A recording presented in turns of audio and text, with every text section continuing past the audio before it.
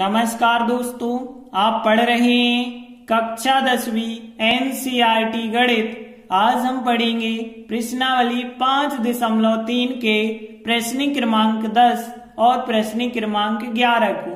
तो ध्यान से समझना। 10वां प्रश्न है, दर्शाइए कि A1 A2 से लगा के AN तक एक जो श्रेणी बनेगी, समांतर श्रेणी बनती है, जहां पे nवां पद इस प्रकार से बताया गया है।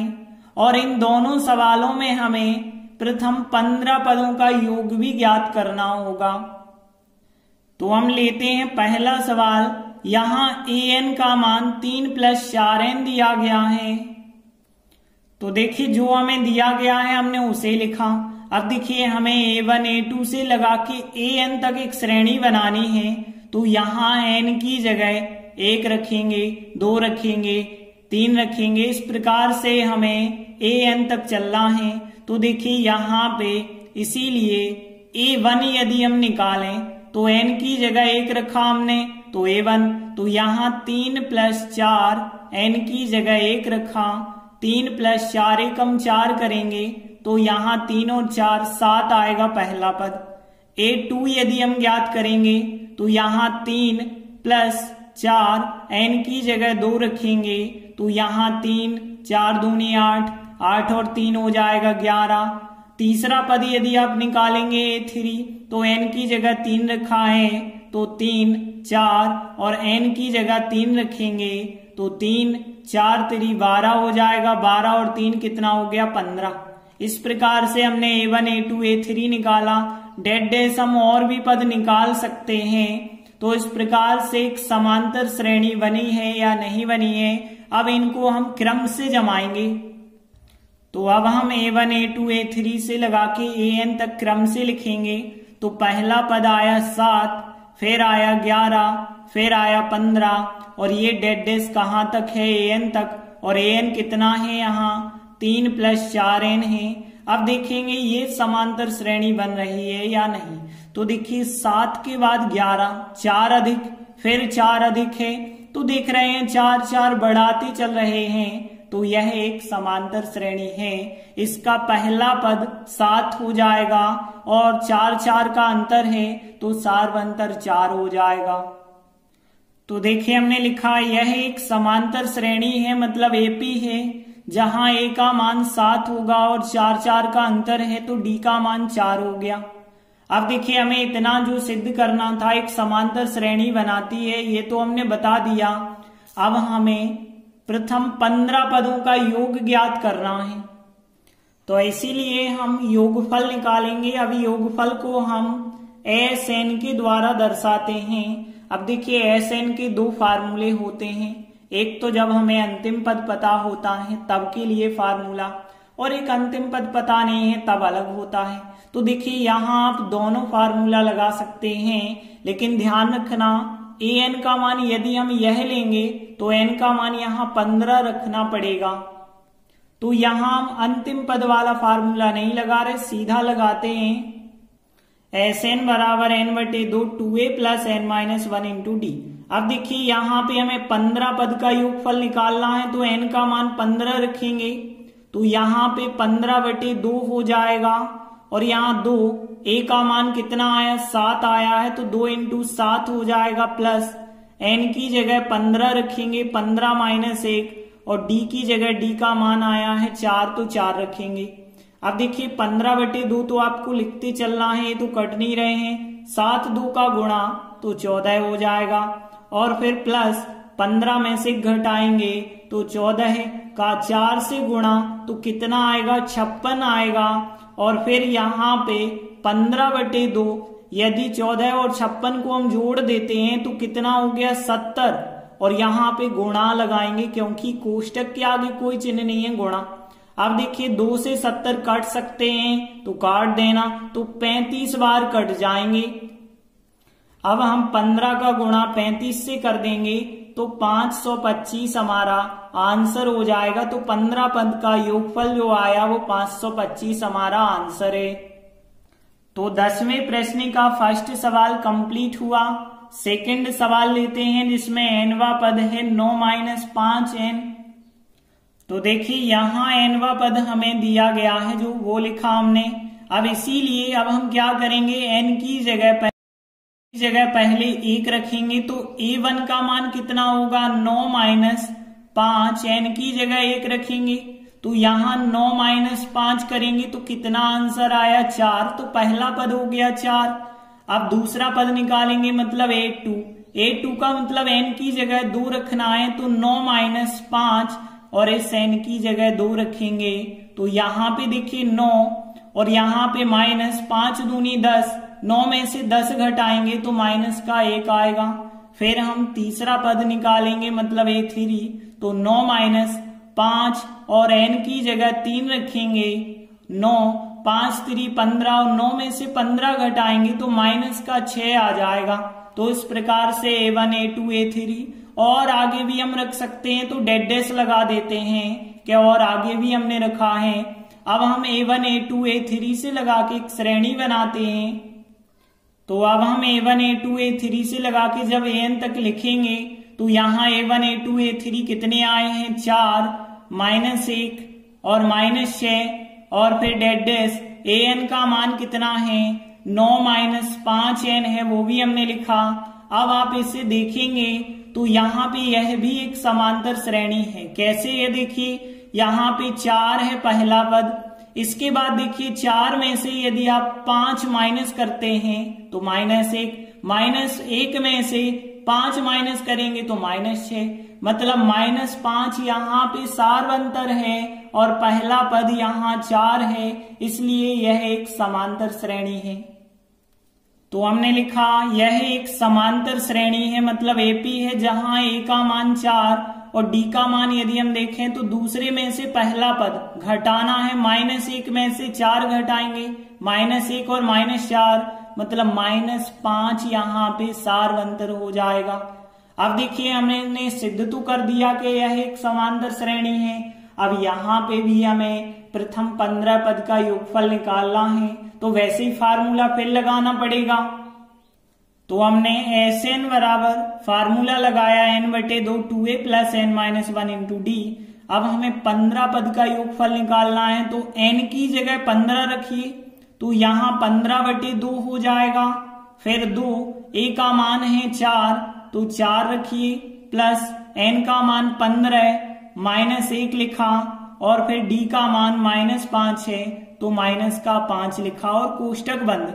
अब देखिए यहाँ 15/2 लिखा हमने, ये कटते नहीं है तो ऐसे लिखते चलना। 4 का 2 से गुणा 8, 15 में से घटाएंगे 14, 14 का गुणा 5 से तो कितना हो जाएगा 70 हो जाएंगे माइनस के। फिर 15/2 लिखा, अब 8 में से 70 को घटाएंगे तो यहाँ पे माइनस का 62 आ जाएगा और यहाँ कोष्टक लगा था तो गुणा माना जाता है, तो गुणा हम लगा के बता देते हैं वरना गुणा माना ही जाएगा। अब 2 से हम 62 को काट सकते हैं तो 2 से यदि 62 को काट देंगे तो यहाँ माइनस के 31 आ जाएंगे और माइनस 31 का गुणा 15 से करते हैं तो माइनस के 465 हमारा आंसर हो जाएगा। तो 15 पद का योगफल जो होगा वो माइनस 465 हो जाएगा। तो इस प्रकार से सेकंड सवाल भी कंप्लीट हुआ। अगला 11वां सवाल है, यदि किसी समांतर श्रेणी के प्रथम n पदों का योग हमें इतना दिया गया है, अब हमें ज्ञात करना है इसका प्रथम पद जो कि S1 कहलाएगा। कैसे कहलाएगा हम अभी आपको बता रहे हैं। और फिर 2 पद का योगफल ज्ञात करना, दूसरा पद भी ज्ञात करना, तीसरा 10वां और nवां पद, ये सब चीजें हमें ज्ञात करना है। तो देखिए सबसे पहले यहाँ पे हमें क्या दिया गया है वो लिखेंगे। तो यहाँ पे हमें दिया है प्रथम n पदों का योग, मतलब हमें Sn का मान दिया गया है 4n माइनस n वर्ग दिया गया है। अब देखिए हमें प्रथम पद मतलब S1 ज्ञात करना है तो इसीलिए अब हम क्या करेंगे, n की जगह 1 रखेंगे तो S1 बराबर 4, n की जगह 1 रखेंगे माइनस 1 का वर्ग। अब देखिए यहाँ पे 4 एकम 4, 1 का वर्ग 1 होता है, 4 में से 1 घटाया तो कितना आ गया 3 आ गया। तो S1 का मान आ गया 3। अब देखिए हमें दो पद का योग भी ज्ञात करना है। S1 मतलब एक पद का योग हो गया 3। अब यदि हम S2 देखें, S2 कहलाएगा दो पदों का योग। तो यहां पे दो पदों का योग क्या होगा, 4n की जगह 2 रख दो, -2 का वर्ग कर दो। अब देखिए 4 × 2 मतलब 8 और 2 का वर्ग 4, घटाएंगे 8 में से 4 घटाए तो कितना आ गया 4। तो देखिए सवाल में कहा गया था S1, हमने S1 निकाल लिया। प्रथम दो पद का योग कहा गया S2, दो पद का योग S2 होता है ना, n पद का योग जब Sn है तो दो पद का योग S2 होगा, वो भी हमने निकाल लिया। अब क्या कहा गया है कि दूसरा पद क्या है, तो हमें कैसे पता चलेगा दूसरा पद क्या है। तो ध्यान देना, जैसे हम एक एग्जाम्पल लेके बताते हैं। यहां पे देखिए पहला पद कितना है, यहाँ पे 3 है, या फिर एक पद का योगफल अकेला करें तो कितना हो रहा है 3। तो इसका मतलब है जो एक पद का योगफल होता है S1 वो पहले पद a के बराबर होता है, इतना तो हमें पता चल गया। यदि हम S2 की बात करें, S2 मतलब दो पद का योगफल, और दो पद का 3 और 7 कितना हो गया 10। तो देखिए दो पद का योगफल यदि हमें पता है और एक पद का योगफल पता है और दोनों को घटा दें, मतलब हम S2 में से S1 को घटा दें तो 10 में से 3 को घटाएंगे, कितना मिलेगा हमें 7। जो 7 मिला वो क्या मिला, हमें दूसरा पद मिला। तो कहने का मतलब हमारा ये है कि यदि हम दो पदों के योगफल में से एक पद का योगफल घटा दें तो हमें मिल जाता है दूसरे पद का मान। तो अब दूसरा पद जो होगा A2 वो कैसे निकालेंगे, S2 में से S1 मतलब दो पदों के योगफल में से एक पद का योगफल घटाएंगे, मतलब 4 में से 3 को घटाएंगे तो दूसरा पद कितना आ गया, 1 आ गया। S1 जो है 3 है, तो पहला पद जो है वो कितना कहलाएगा, 3 कहलाएगा। तो अर्थात करके हम लिख सकते हैं A जो है वो कितना कहलाएगा 3, और दूसरा पद जो मिल गया हमें वो 1 मिला। अब देखिए हमें पहला पद मिल गया, दूसरा पद भी मिल गया। जब दोनों पद मिल गए तो हम सारवंतर तो निकाल सकते हैं ना, क्योंकि सारवंतर क्या कहलाता है, दूसरे में से पहला पद घटाना। A2 में से A1 घटा लेंगे, A1 का मतलब A ही कहलाता है। अब दूसरा पद क्या है, 1 है, पहला पद क्या है 3 है, तो दूसरे में से पहला पद घटाया तो सारवंतर D का मान कितना आ गया, -2 आ गया। देखिए पहला पद हमारे पास 3 है और सारवंतर जो है D बराबर वो कितना है, -2 है। दोनों चीजें हैं आपके पास। अब आपसे कहा जाए तीसरा पद निकालिए, तो तीसरा पद कैसे आप निकालेंगे, तो हमने लिखा इसीलिए तीसरा पद यदि हमें निकालना है तो तीसरा पद A3 कहलाएगा। और A3 हम कैसे निकाल सकते हैं, देखिए तीसरे पद का तो हमें फार्मूला पता है, A + 2D होता है। अब इसमें हम क्या करेंगे, A और D के मान रख देंगे। तो A का मान कितना है, 3 है, 2, D का मान कितना है, -2 है। तो फिर यहाँ 3, 2 और 2 का गुणा 4, माइनस के हो गए, घटाएंगे तो -1 आ जाएगा तीसरा पद। तो देखिए यहाँ तीसरा हो गया। 10वां पद भी हमें निकालना है, तो हमने लिखा तथा 10वां पद मतलब A10 बराबर, इसका भी डायरेक्ट हमें फार्मूला पता है कि 10वें पद का A + 9D होता है। अब A का मान कितना है, 3 है, तो 3 लिखा, 9, D का मान कितना है, -2 है, -2 लिखा। अब देखिए यहाँ 3, 9 दूनी 18, और फिर 3 - 18 करो तो -15 आ गया 10वां पद। तो 10वां पद भी हमने निकाल दिया। अब आगे कहा गया था nवां पद भी हमें ज्ञात करना है, तो nवां पद भी हम निकाल लेते हैं। तो हमने लिखा तथा अब nवां पद मतलब an, और an का फार्मूला क्या होता है, A + n-1 × D होता है।